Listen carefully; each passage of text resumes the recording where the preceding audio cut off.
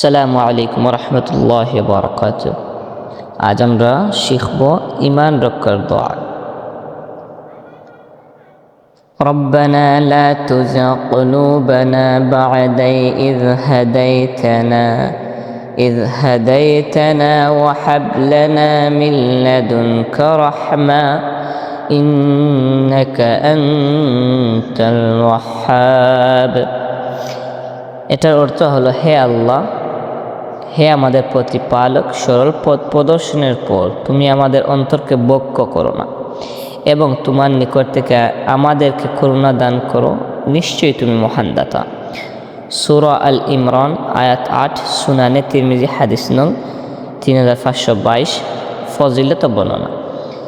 শাহর ইবনে হাউশাব রাদিয়াল্লাহু থেকে বর্ণিত আছে, তিনি বলেন, উম্মু সালমা রাজিকে আমি বললাম, হে উম্মু মুমিনিন, রাসূল সাল্লাল্লাহু আলাইহি সাল্লাম আপনার কাছে অবস্থানকালে অধিকাংশ সময় কোন দোয়াটি পাঠ করতেন? তিনি বললেন, তিনি অধিকাংশ সময় এই দোয়াটি পাঠ করতেন। হযরত উম্মু সালমা রাদিয়াল্লাহু তাআলা আনহু বললেন, আমি বললাম, হে আল্লাহর রাসূল, আপনি অধিকাংশ সময় দোয়াটি কেন পাঠ করেন? তিনি বললেন, হে উম্মু সালমা, এরূপ কোনো মানুষ নেই যার মন আল্লাহ তাআলা 2 আঙ্গুলের মধ্যবর্তী অবস্থিত নয়। যাকে ইচ্ছা তিনি দিনের উপর স্থির রাখেন এবং যাকে ইচ্ছা দিন হতে বিপদগামী করে দেন।